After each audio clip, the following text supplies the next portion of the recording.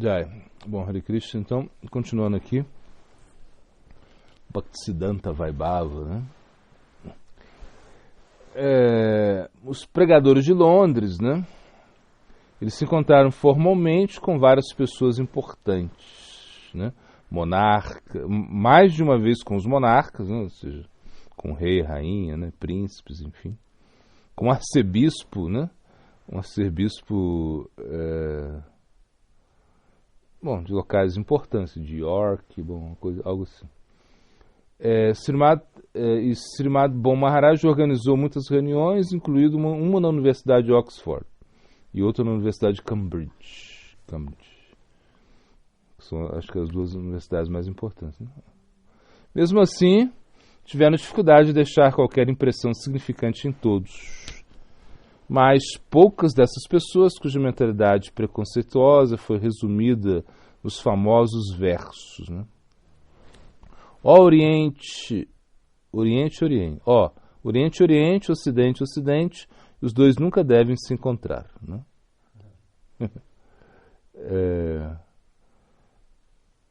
E aí a Lady, que é a esposa do ex-vice-rei da Índia, notificou o tal esnobismo, dizendo: seus homens indianos vêm aqui, nós damos a eles um status, assim eles se tornam grandes homens. Então, o que vocês têm para nos ensinar?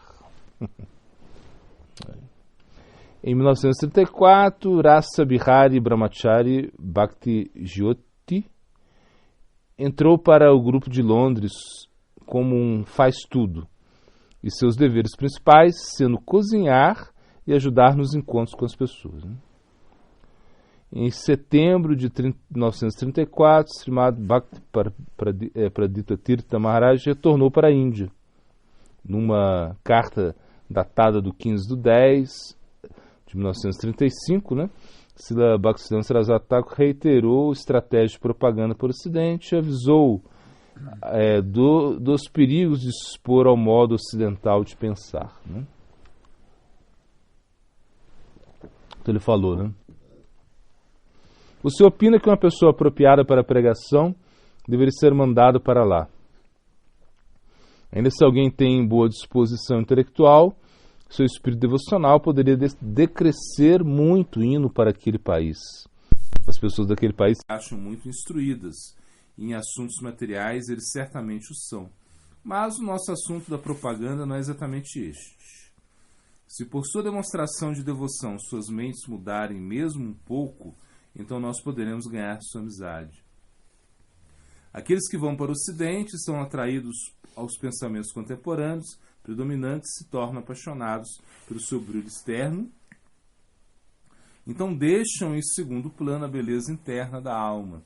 Isso se vê não só entre os alunos sem recursos para voltar para a Índia, muitos outros sem querer entrar nesse estado. Por isso se diz, né, se você, um indiano, né, no Ocidente, se ele não estiver pregando, ele está em maio. Só falei. E apenas 3 dias depois, em outra carta, Saraswati Thakur Prabhupada explicou que ele não esperava que seus discípulos no exterior fizessem imediatamente um progresso espetacular. Eles estavam fazendo um trabalho de base que poderia dar frutos séculos depois. Ainda ele avisou a eles para que não se envolverem com filosofias ocidentais, né? É necessário mostrar o ideal que está falando, né? Que a tradição indiana e o modo de pensar são completamente diferentes daqueles dos ocidentais. Os habitantes de lá não guardam em suas mentes nada sobre o comportamento, conhecimento, princípios religiosos ou devoção da Índia. Portanto, vocês devem, de alguma maneira, né, tentar dar a eles este conhecimento e atrair eles para o caminho do Bhakti. Depois de algumas centenas de anos, eles serão capazes de compreender um pouco a verdadeira natureza do Bhakti. Alguém deve dar a eles uma introdução elementar. Neste processo, nós não devemos tomar abrigo em outras filosofias e abandonar a fonte do eterno e o real benefício de todos, né?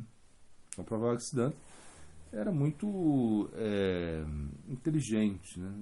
Claro, E ele tinha essa natureza, né? Ele era muito essencialista, então ele não estava muito preocupado que muitas pessoas aderissem, né, à cultura do Bhakti, né? Que muitas pessoas pudessem se tornar devotas, né? Não era essa a preocupação dele. A preocupação dele era que realmente a cultura do Bhakti Yoga pudesse entrar na vida das pessoas, né? Porque o Bhakti Yoga ele tem a natureza, né? A natureza de ser o aspecto mais importante da alma, né? Ou seja, o dever da alma é o Bhakti, né? Esse é o Bhakti Dharma. O nosso dever é praticar Bhakti. Então, toda a alma ela tem que estar conectada com isso. Mas só que isso demora. Ou seja, então ele fala, nem que daqui a séculos, né, vocês plantam a sementinha e daqui a séculos isso pode frutificar, né? Então, claro, porque quando um pregador ele tem o desejo, né, que a coisa se frutifique logo, ele quer ver os resultados, né? Como se eu fizesse assim, eu venho para o Vrindabhumi, né, para abrir um monastério, sei lá, uma comunidade, e de repente eu chego aí e fico na barraca com uma pessoa, duas pessoas, o negócio nunca cresce, nunca vai para frente, né? Aí eu fico desanimado, ou seja, eu não vou ter esse otimismo, pensar, não, um dia a gente vai construir um trulho, né? Um dia a gente vai ter um centro cultural, né? Um dia a gente vai ter um templo maior, a gente vai ter uma coisa, vão ter várias cabanas, várias pessoas, eu posso ficar pensando nisso, né? E acreditar nisso, mas só que realmente é um pouco frustrante quando você não vê os resultados. Então é natural um pregador ele querer ver os resultados, querer ver que as pessoas realmente estão chegando, mas enfim... o ponto é que a gente tem que ter paciência. Se uma pessoa quer pregar, ela tem que ter paciência e tem que depender de Krishna, né? Entendendo que realmente a gente é Gopitrit Varanam Tata. Krishna vai nos manter. E na pregação também isso funciona assim. Se é o desejo de Krishna, tudo cresce, tudo vai bem, muitas pessoas boas chegam, aparecem, né? Mas nesse contexto a gente vê que eles sofriam, né, uma grande